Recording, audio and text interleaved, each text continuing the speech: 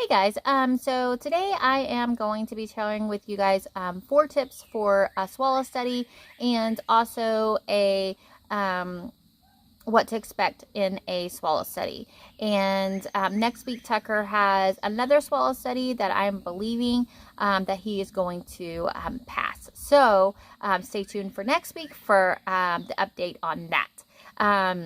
So the first thing, what to expect is they'll put your child in almost like a high chair setting without like a desk, and they'll do an x-ray from about right here all the way down to about right here.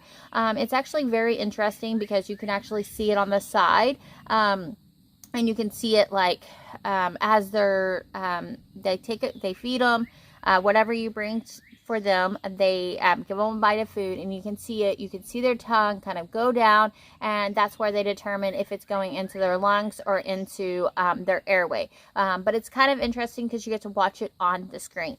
It's a fairly fast thing because it's under radiation, because they're doing an x-ray, so they don't want them to stay in there for very long. So it's a pretty quick procedure, but I find it very interesting.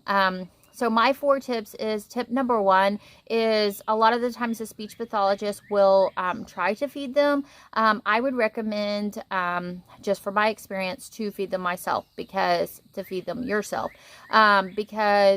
when Tucker went for his very first swallow study, the lady gave this huge spoonful of pudding. I mean, I'm talking about, I couldn't believe that she would give that to a typical child, much less a child that had dysphagia.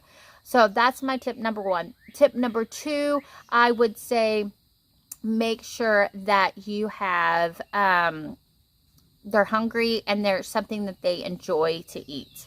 And then tip number 3 is to make sure that you have all different types of consistencies with you. So you have the nectar, the pudding, the honey consistency, and then of course liquid. If you need suggestions on what to bring for those different types of consistencies or what they look like, I'll link a description in the bottom. I've done a video on that before as well.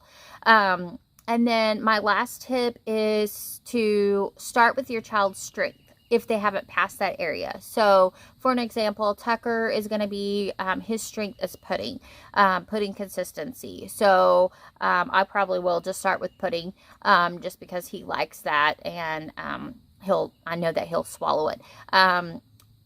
The reason I say this is because I've had, on his second swallow study that he had, he wasn't really good at any of the areas, but they started him with liquid, and it just immediately, he aspirated, and they said, okay, we're done.